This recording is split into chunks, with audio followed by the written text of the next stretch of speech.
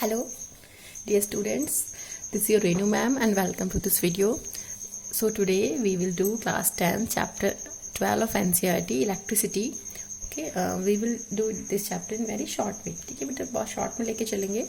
मैंने आपको इसके न्यूमेरिकल्स कराए थे इवन, बट स्टिल कुछ स्टूडेंट्स कह रहे हैं कि मैम स्टार्टिंग से करा दो, तो that's why I am just starting this chapter. Okay, पहले थियोरी पोर्शन करेंगे बेटा, उसके बाद फिर न्यूमेरिकल्स किया करेंगे. Okay, so here in this chapter electricity the very first thing we will discuss about electric charge. Okay, electricity concept बेटा आया कहाँ से? अगर सिंपल सी बात करें, हमारे पास में कोई भी आजकल आप कोई भी गैजेट यूज करते हो, कुछ भी, तो इलेक्ट्रिसिटी तो मस्ट है. इलेक्ट्रिसिटी जो है वो बेसिक नीड है आपके पास में. ओके, तो इलेक्ट्रिसिटी जो है वो बनी कैसे? Electricity form just because of flow of electrons, flow of charge carriers. ठीक है, चार्ज कैरियर्स के फ्लो से, इलेक्ट्रॉन्स के फ्लो से हमारे पास में इलेक्ट्रिसिटी बनती है. तो जो बेसिक टर्म जो आती है हमारे माइंड में, that is your electric charge. Okay, electric charge. तो इलेक्ट्रिक चार्ज होता क्या है बच्चे? इलेक्ट्रिक चार्ज को अगर हम डिफाइन करें तो it is defined as the inherent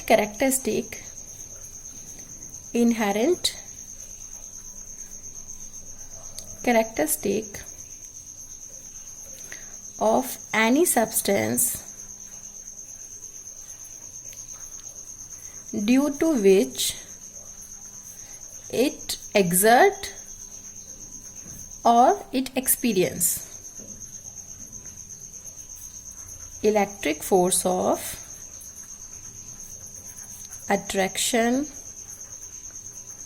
or repulsion due to other substances. माने बेटा जी, हम लोग इसे ऐसे कह सकते हैं कि एक सब्सटेंस, कोई भी सब्सटेंस हमने ले लिया, ठीक है, तो उसकी इनहेरेंट कैरेक्टरिस्टिक है, उसके अंदर ये चीज़ पहले से ही इनबिल्ट है कि वो दूसरे जो सब्सटेंस हैं उनकी वजह से या तो फोर्स को एक्सपीरियंस करेगा, या फोर्स जो एक्सपीरियंस करेगा या फिर उन पर फोर्स लगाएगा. ठीक है, तो electric charge basically inherent characteristic की, इनहेरेंट प्रॉपर्टी है किसी भी सब्सटेंस की, जिसकी वजह से वो दूसरे सब्सटेंस के चार्ज की इलेक्ट्रिक फोर्स को एक्सपीरियंस करेगा या फिर दूसरे चार्जेस पे, दूसरे सब्सटेंस पे फोर्स लगाएगा. तो electric charge is defined as the inherent characteristic of any substance due to which it exert और experience electric force of attraction और repulsion due to other substances. ठीक है बच्चे, ये दूसरे सब्सटेंस पे लगा भी सकता है और दूसरे सब्सटेंस की फोर्स को एक्सपीरियंस भी करेगा, तो दोनों चीज यहाँ पे आपके पॉसिबल है. ठीक है, तो इलेक्ट्रिक चार्ज जो है वो मेन है, मतलब कि इलेक्ट्रिक चार्ज के बिना इलेक्ट्रिक करंट फ्लो ही नहीं कर सकता, इलेक्ट्रिसिटी टर्म्स एग्जिस्ट नहीं करती, वी कैन से दैट. ठीक है, now come to properties of electric charge. Properties of electric charge. जब हम प्रॉपर्टीज की बात करते हैं बेटा जी, ओके, तो फर्स्ट प्रॉपर्टी जो हमारे माइंड में आती है, that is quantisation of charge. Okay, the first thing in our mind is quantisation of charge. अब क्वांटाइजेशन ऑफ चार्ज क्या होता है बेटा जी? क्वांटाइजेशन ऑफ चार्ज का मतलब सिंपल सा इतना है कि चार्ज जो है आपके पास में, electric charge always exist as an integral multiple of electronic charge. अब इलेक्ट्रॉनिक चार्ज तो मैंने आपको बताया ही नहीं, है ना. अब इलेक्ट्रॉनिक चार्ज क्या होता है? देखिए बेटा, हमारे पास में क्या होता है, हमारे पास एटम है. आपने ना एटम के बारे में क्लास 9 में पढ़ा था, तो जब हमने बताया था आपको एटम के बारे में, तो हमने आपसे कहा था कि सेंटर में न्यूक्लियस होता है, न्यूक्लियस के अंदर न्यूट्रॉन एंड प्रोटॉन होते हैं, और इलेक्ट्रॉन जो है वो डिफरेंट ऑर्बिट्स में रिवॉल्व करते हैं. ठीक है, इलेक्ट्रॉन्स अलग अलग ऑर्बिट में, स्टेशनरी ऑर्बिट्स में रिवॉल्व करते हैं. तो इलेक्ट्रॉन जो होते हैं आपके पास में वो नेगेटिव चार्ज होते हैं, और इलेक्ट्रॉन का चार्ज होता है -1.6 इंटू 10⁻⁻19 कूलम. कूलम जो है वो आपके चार्ज की ऐसा यूनिट होती है, हमेशा चार्ज की ऐसा यूनिट सेम ही है, ऑब्वियसली इट्स कूलम. ठीक है, फ्रेंच फिजिसिस्ट थे तो उनके नाम पे है ये. प्रोटॉन का अगर चार्ज करें तो वो +1.6 इंटू 10⁻⁻19 कूलम होता है, जबकि न्यूट्रॉन जो होता है उसका चार्ज कितना होता है? 0. न्यूट्रॉन न्यूट्रल होता है तो उसका चार्ज हमारा हम 0 लेके चलते हैं.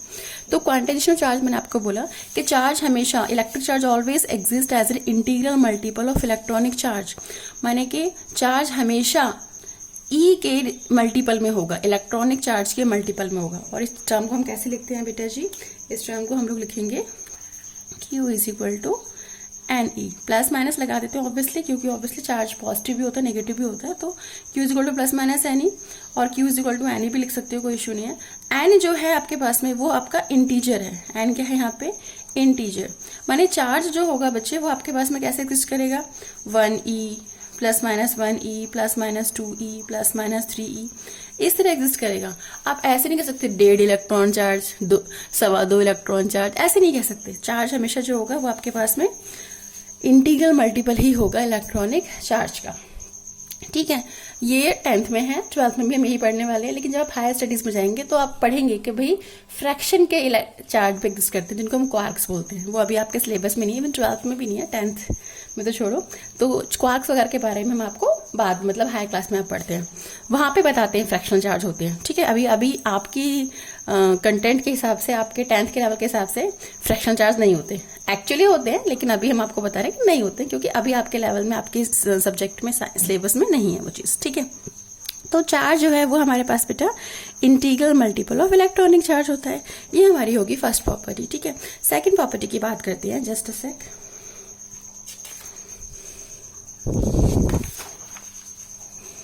सेकंड प्रॉपर्टी की बात करते हैं बेटा जी, इलेक्ट्रिक चार्जेस जो होते हैं आपके पास में, electric charges are additive in nature. अब एडिटिव इन नेचर से आपका मतलब क्या है, क्या समझेंगे इसे हम, एडिटिव इन नेचर, राइटिंग थोड़ी गंदी है सो प्लीज एडजस्ट कर लेना, सॉरी। हाँ, electric charges are additive in nature. अब एडिटिव इन नेचर का मतलब क्या बेटा, कि अगर मैं कहूँ मेरे पास में कोई सब्सटेंस है, मतलब कुछ हमने कोई बॉडी ले ली, ठीक है। अब बॉडी एज ए होल तो न्यूट्रल थी, अब मैंने इस पे अलग अलग चार्जेस दिए। सपोज हमने इसको चार्ज दिया +2e, हमने दिया इसको चार्ज -3e, हमने कहा +5e, तो हमारे पास में बॉडी थी, उस पर हम चार्ज दिए जा रहे थे, पॉजिटिव या नेगेटिव वो हमारे ऊपर है।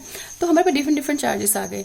तो जो नेट चार्ज होगा इसका, अगर मैं कहूँ कि मेरे पास में Q1 जो है वो +2e है बेटा जी, Q2 जो है -3e है, Q3 +5e है, Q4 मेरा +e है, मैंने कहा इस तरीके से हमने बहुत सारे चार्ज दे दिए, ओके। तो ये जो हमारे पास टोटल चार्ज होगा, that is summation of these charges, माने कि जितने भी चार्जेस आपने बॉडी को दिए हैं उन सबके चार्जेस का जो सम होगा, that will be the resultant of the entire charges. तो वो हमारे इस प्रॉपर्टी को हम बोलते हैं एडिटिविटी, और we can say that electric charges are additive in nature. के चार्जेस जो होते हैं वो एडिटिव इन नेचर होते हैं, वो प्लस माइनस होते हैं आपस में, ठीक है। तो +2e -3e +5e +e, तो बेटा 2 + 5 7, 7 + 1 8, 8 - 3 कितना हो गया हमारे पास में, 8 - 3,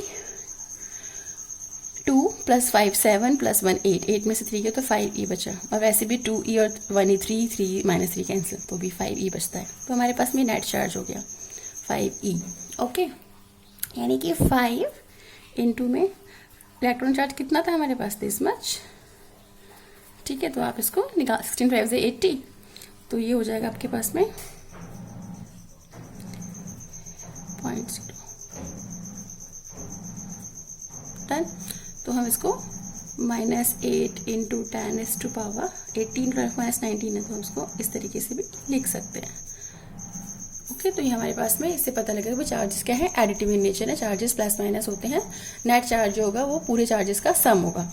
नेक्स्ट प्रॉपर्टी होती है बच्चे हमारे पास में कंजर्वेशन ऑफ चार्ज, ठीक है। और we can say that electric charges are conserved in nature. तो कंजर्वेशन ऑफ इलेक्ट्रिक चार्ज, अब ये आपसे क्या बता रहा है बेटू, कंजर्वेशन ऑफ इलेक्ट्रिक चार्जेस आपसे क्या बता रहा है, ये आपसे ये कहता है कि चार्ज को ना ही तो आप क्रिएट कर सकते, अब ऐसे नहीं कि चार्ज को हम रिड्यूस कर देंगे, तो चाहे चार्ज को ना ही तो हम क्रिएट कर सकते, ना ही हम डिस्ट्रॉय कर सकते, ठीक है। तो ये बता रहा है आपसे बेटा जी that electric charges can neither be created nor be destroyed, माने कि इलेक्ट्रिक चार्जेस को ना ही तो आप क्रिएट कर सकते हैं, ना ही डिस्ट्रॉय कर सकते हैं, but they can transfer, energy में ट्रांसफॉर्म वर्ड होता है, यहाँ पे ट्रांसफर है, okay, but they can transfer from one body to another body. माने बेटा जी इसको हम लोग ऐसे कहेंगे, सपोज करो मेरे पास यहाँ पे एक बॉडी थी, बॉडी ए, ठीक है, यहाँ पे दूसरी बॉडी है बॉडी बी। अब दोनों ही आप स्टार्टिंग में न्यूट्रल हैं, ठीक है, किसी ने किसी को कुछ नहीं दिया, कुछ नहीं दिया, मतलब न्यूट्रल मतलब कोई चार्ज जो है नेट चार्ज 0 है, ना किसी ने लेना ना किसी ने देना। तो स्टार्टिंग में ये वाला कंडीशन था। अब दोनों को मैंने रब कर दिया, ठीक है। फॉर एग्जाम्पल बॉडी ए को मैंने आपसे कह दिया कि भाई मैंने यहाँ पे रॉड ले ली, प्लास्टिक रॉड, और बी को मैंने कहा सिल्क क्लॉथ ले लिया फॉर एग्जाम्पल। यहाँ चलो आपको एग्जाम्पल याद नहीं आ रहा, सिंपल आपने बॉडी ए ली, बॉडी बी ली। जब बॉडी ए को बॉडी बी से रब किया, आपने क्या किया, दोनों को रब किया। जब आप रब कर रहे हैं बेटा जी, जैसे बॉडी ए को बॉडी बी से रब किया, इन दैट केस एक बॉडी ने चार्ज दिया, दूसरी बॉडी ने चार्ज लिया। अब जिसने चार्ज दिया उस पर पॉजिटिव चार्ज आएगा। क्यों आएगा? क्योंकि जब रबिंग हुई, रबिंग के दौरान इलेक्ट्रॉन्स जो हैं वो ट्रांसफर होते हैं बेटा, ठीक है। रबिंग के ड्यूरेशन में क्या हुआ, इलेक्ट्रॉन ट्रांसफर हो गया। फॉर एग्जाम्पल मैंने आपसे कहा बेटा जी कि हम जस्ट अ सेक, हाँ, फॉर एग्जाम्पल मैंने आपसे कहा कि बॉडी ए से 2 इलेक्ट्रॉन्स जो हैं वो बॉडी बी पे चले गए। फॉर एग्जाम्पल, हाँ, मैंने कहा बॉडी ए से बॉडी बी पे 2 इलेक्ट्रॉन चले गए, तो ए पे जो चार्ज आएगा वो कितना आएगा, 2+, और बी पे चार्ज कितना आएगा बेटा जी, कितना आएगा, 2-, ठीक है। क्योंकि इसने इलेक्ट्रॉन्स, क्योंकि चार्जेस जो शिफ्टिंग हुई वो इलेक्ट्रॉन्स की फॉर्म में हुई, इलेक्ट्रॉन ट्रांसफर हुए जिसने दिए, ऑब्वियसली उस पर नेगेटिव चार्ज कम हो गया है, यानी कि पॉजिटिव बढ़ गया, तो इस पर 2+ आ गया। अब जिसने इलेक्ट्रॉन्स, बी ने यहाँ पे इलेक्ट्रॉन्स एक्सेप्ट किए, बी के पास इलेक्ट्रॉन आ गए हैं सरफेस पे, तो इलेक्ट्रॉन्स नेगेटिव चार्ज होते हैं, तो क्योंकि बी पे इलेक्ट्रॉन्स आ गए हैं तो ऑब्वियसली इस पे 2 इलेक्ट्रॉन्स का चार्ज है, और वो हमारा कितना आएगा, माइनस का, बी 2- हो गया, ठीक है। तो कंजर्वेशन ऑफ इलेक्ट्रिक चार्ज आपसे क्या कहता है, ना ही तो हमने चार्ज को यहाँ पे क्रिएट किया, ना ही डिस्ट्रॉय किया, ना ही तो हम उसे फिनिश कर सकते कि खत्म कर दिया मामला, बिल्कुल ऐसा नहीं है, ना ही हम उसे क्रिएट कर सकते, लेकिन हम उसे एक बॉडी से दूसरी बॉडी पे ट्रांसफर कर सकते हैं, ठीक है।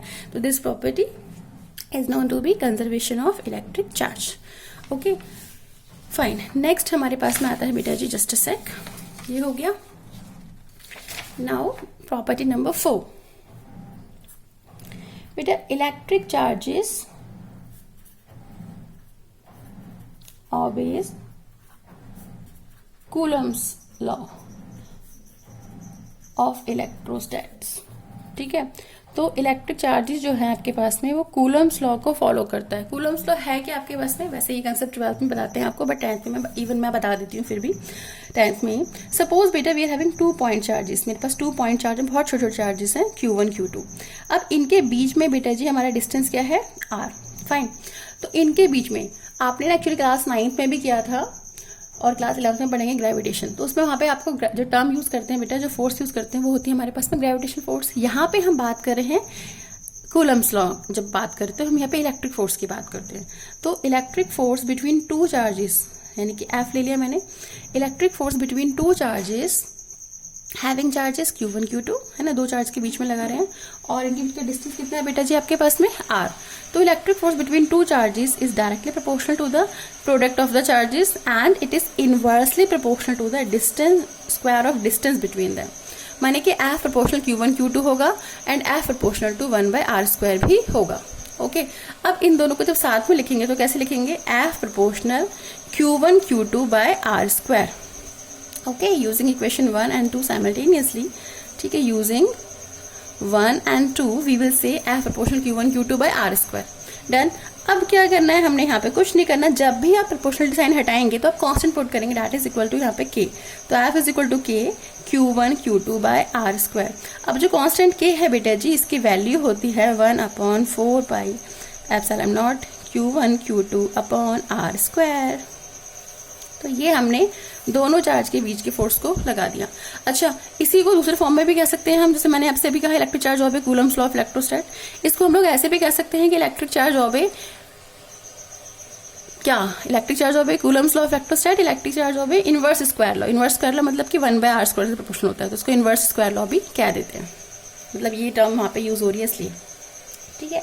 तो हमने आपको कुछ प्रॉपर्टीज बता दी हैं। अच्छा, जो एक और प्रॉपर्टी होती है बहुत इंपॉर्टेंट है बच्चे, बेटा लाइक चार्जेस जो होते हैं, लाइक चार्जेस मतलब कि जिन पे सेम साइन होता है, तो like charges repel each other. Okay, like charges क्या करते हैं बेटा, रिपल्शन करते हैं, while unlike charges, okay, while unlike charges attract each other.